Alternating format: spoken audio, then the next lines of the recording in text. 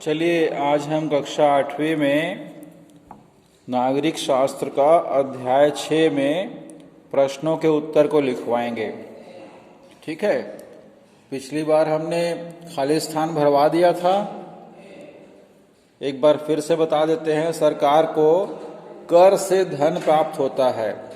किससे प्राप्त होता है? कर से। आय व्यय का लेखा जोखा खाली स्थान कहलाता है। आय व्यय का लेखा जोखा बजट कहलाता है। ठीक है, खाली स्थान और खाली स्थान करों के प्रकार हैं। तो प्रत्यक्ष कर और अप्रत्यक्ष कर। ठीक है, टैक्स लगने पर सामानों की कीमत बढ़ जाती है। ठीक है, आगे हम देखेंगे प्रश्न क्या बोल रहा है। कर क्या है समझाइए, है ना। तो इसके बारे में हम लिखेंगे इस प्रकार से उत्तर इसका। सरकार द्वारा विभिन्न वस्तुओं के लिए जो शुल्क लिया जाता है उसे टैक्स या कर कहते हैं। ठीक है, इस प्रकार से आपका ये उत्तर पहला कंप्लीट होता है। दूसरा प्रश्न क्या बोल रहा है देखिएगा। टैक्स या कर क्यों लगाया जाता है? ठीक है, टैक्स क्यों लगाया जाता है? तो इसका उत्तर हम इस प्रकार से लिखेंगे। सरकार जिन साधनों को जनता के उपयोग के लिए उपलब्ध कराती है, सरकार जिन साधनों को जनता के उपयोग के लिए उपलब्ध कराती है उसके निर्माण में आए खर्च व भविष्य में रख रखाव के लिए कर लगाती है। पूर्ण विराम। ठीक है, आगे लिखेंगे कर कॉमा करके सरकार की आय का मुख्य स्रोत है, कॉमा करके कर से प्राप्त धन का उपयोग सरकार अन्य सुविधाएं उपलब्ध कराने तथा देश के विकास के कार्यों में खर्च करती है।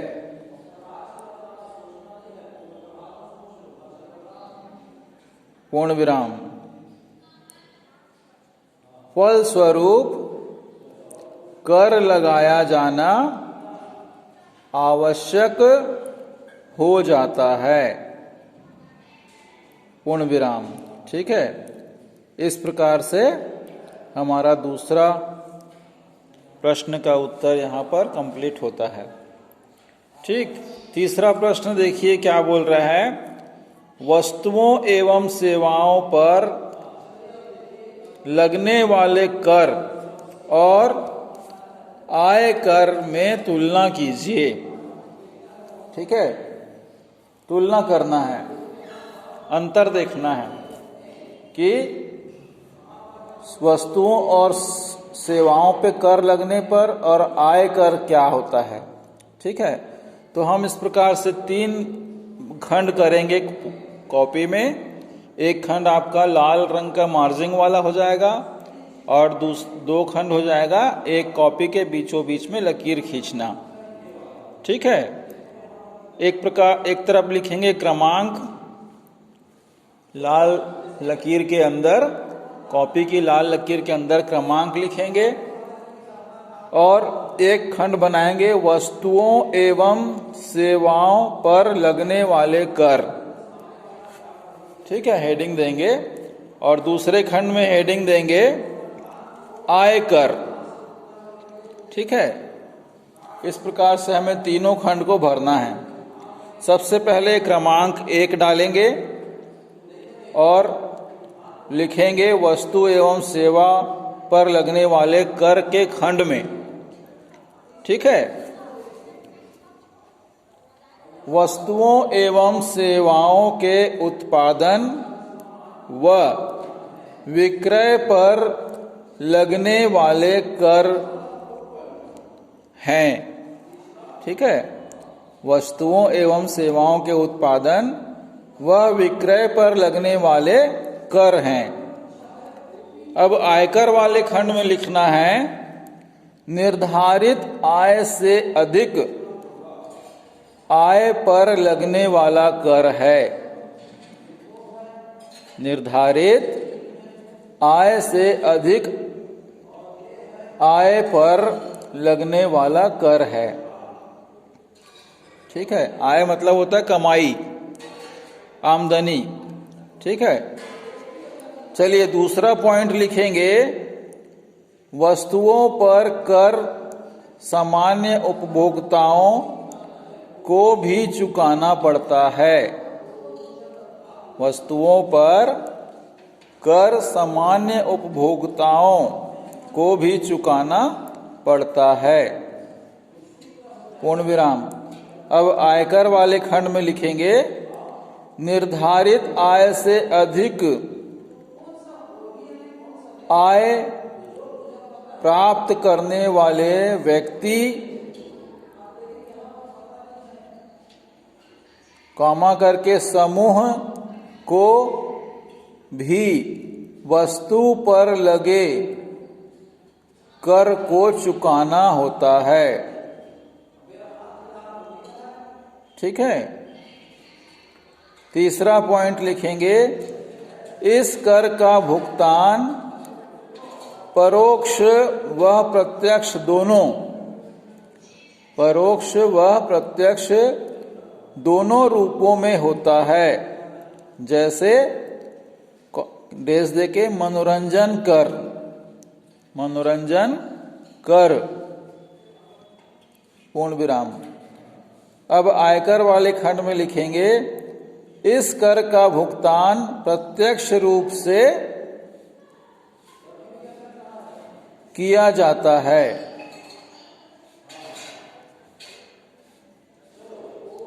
चौथा पॉइंट लिखेंगे, वस्तुओं एवं सेवाओं पर लगे कर का प्रभाव उपभोक्ता वर्ग पर ज्यादा पड़ता है। उपभोक्ता मतलब जो व्यक्ति उन सामान को खरीद के उपयोग करते हैं, है ना, उसे उपभोक्ता बोलते हैं। अब आयकर वाले खंड में लिखेंगे, इस कर का प्रभाव उत्पादक वर्ग पर ज्यादा पड़ता है। उत्पादक वर्ग पर ज्यादा पड़ता है।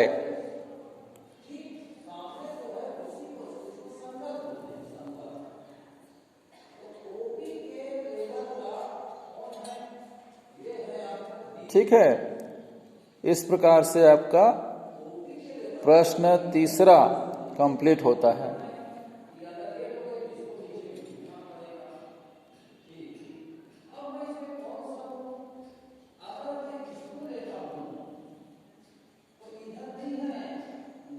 चलिए अगला प्रश्न देखेंगे, चौथा, सरकार द्वारा कृषि के उत्पादन पर कर लगा देना उचित है या अनुचित? अपने शब्दों में विचार लिखिए।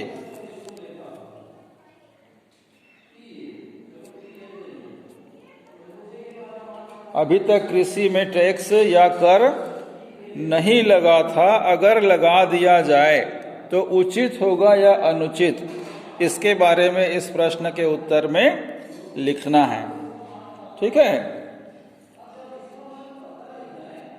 लिखेंगे, मेरी दृष्टि से सरकार द्वारा कृषि के उत्पादन पर कर लगाना सर्वथा अनुचित है, क्योंकि भारतीय कृषि अभी भी बहुत पिछड़ी हुई है। पूर्ण विराम। विकसित देशों की तुलना में हमारे यहाँ की कृषि अभी भी पिछड़ी हुई है, जिससे उत्पादन अभी भी कम ही होता है। पूर्ण विराम। भारतीय किसान बहुत छोटे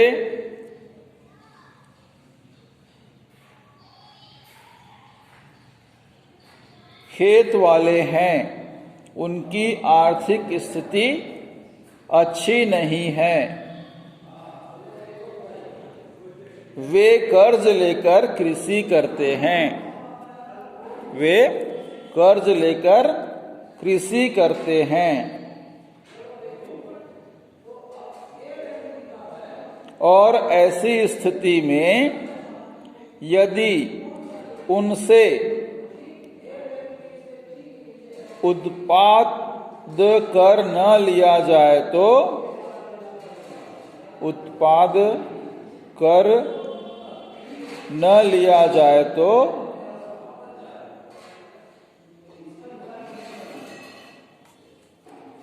अच्छा होगा। यदि कर लिया जाता है तो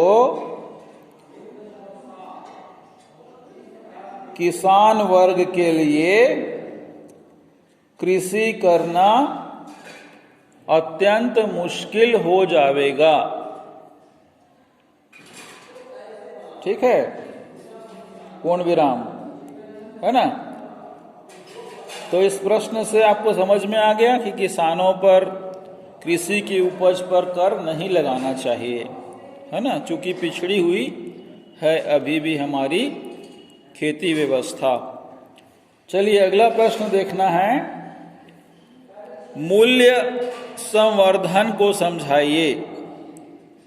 मूल्य संवर्धन। मूल्य मतलब दाम, संवर्धन मतलब बढ़ना, दाम का बढ़ना या मूल्य का बढ़ना, किसी भी सामान का मूल्य का बढ़ना।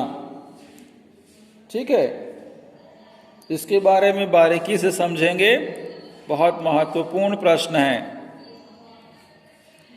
उत्तर बराबर आप अच्छे से इसको देख लीजिएगा, साफ अक्षरों में लिख लीजिएगा। ठीक है। किसी भी वस्तु को आम उपभोक्ता तक पहुंचने के लिए विभिन्न चरणों से गुजरना पड़ता है और प्रत्येक चरण में उस वस्तु के मूल्य में वृद्धि होती रहती है। पूर्ण विराम। मूल्य में की गई यह वृद्धि मूल्य संवर्धन कहलाती है। पूर्ण विराम। ठीक है। ये आपका उस उत्तर का कंप्लीट होता है। समझ में आ रहा है ना। कोई भी सामान, समझ लीजिए इसको, कोई भी सामान आप तक पहुंचने के लिए 3-4 दुकानों से होकर आपके हाथ में आता है। जैसे मान लीजिए कोई सामान कंपनी में बन जाता है तो सबसे पहले उसका क्या होता है, टीवी पर, अखबार पे विज्ञापन होता है। ठीक है। फिर वह सामान किसी एजेंसी वाले के पास आता है। ठीक है। फिर वही सामान फिर किसी थोक दुकानदार के पास आता है। फिर वो थोक दुकानदार वाला चिल्हर दुकानदार के पास सामान भेजता है। फिर चिल्हर दुकानदार से हम सामान को खरीदते हैं। ठीक है। तो कंपनी से ग्राहक तक सामान पहुंचता है तो इन बीच के 3-4 चरणों से होकर उसके दाम में बढ़ोतरी हो जाती है, जिसे उपभोक्ता को चुकाना पड़ता है। इसी व्यवस्था को अर्थशास्त्र की भाषा में मूल्य संवर्धन कहते हैं, अर्थात मूल्य का बढ़ जाना। ठीक है, अब देखिए अगला प्रश्न क्या बोल रहा है, जीएसटी को समझाइए। जीएसटी को समझाइए। जीएसटी मतलब इसका फुल फॉर्म होता है, जी मतलब होता है गुड्स, एस मतलब होता है सर्विस और टी मतलब होता है टैक्स। ठीक है, गुड्स मतलब होता है वस्तु, एस मतलब सर्विस मतलब होता है सेवा, वस्तु सेवा टैक्स कर, इसे जीएसटी बोलते हैं। ठीक है, अब देखिए जीएसटी को समझाने के लिए उत्तर लिखेंगे, समझने के लिए उत्तर लिखेंगे।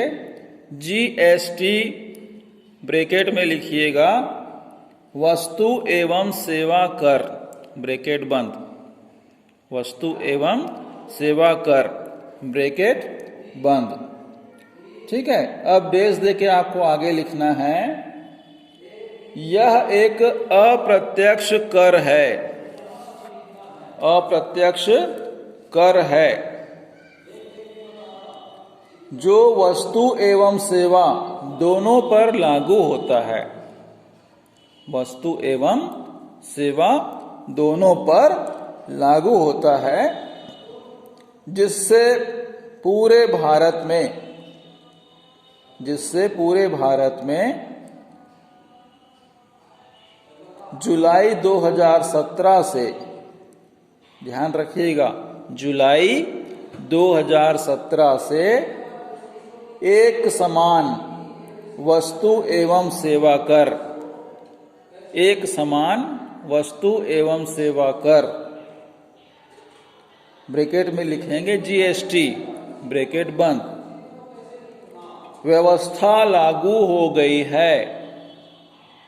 व्यवस्था लागू हो गई है अर्थात पूरे देश में किसी भी वस्तु की कीमत एक समान होगी।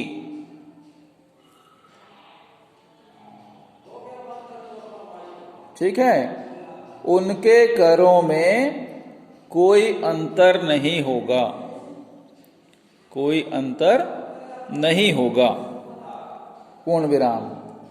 ठीक है, इस प्रकार से आपका यह अध्याय का प्रश्नों का उत्तर कंप्लीट होता है, इसे लिख लीजिएगा। ठीक है, अगला दिया है बजट बनाइए। ये आप लोग अपने घर में माता पिता से पूछकर इस प्रकार से बना सकते हैं कि हमारे घर में इन सामानों पर कितना खर्च होता है और पैसा कहाँ से आता है, किस प्रकार से खर्चा होता है और महीने भर में कुछ बचत होती है या नहीं। ये अपने माता पिता से आप बैठ के चर्चा कर सकते हैं। ठीक है, तो आज के लिए इतना ही। पढ़ते रहिए, लिखते रहिए और पुस्तक को हमेशा खोलकर आधा घंटा 1 घंटा खासकर सुबह टाइम में जरूर पढ़ा करें। ठीक है, आपका बहुत बहुत धन्यवाद।